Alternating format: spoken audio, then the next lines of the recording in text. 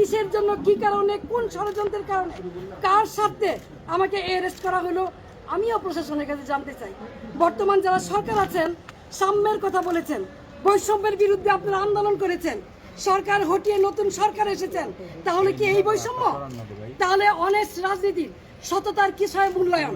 আমি তো বাড়িতেই ছিলাম, আমি তো পালাই নেই, তাহলে এইভাবে আমাকে অ্যারেস্ট করতে হলো কেন?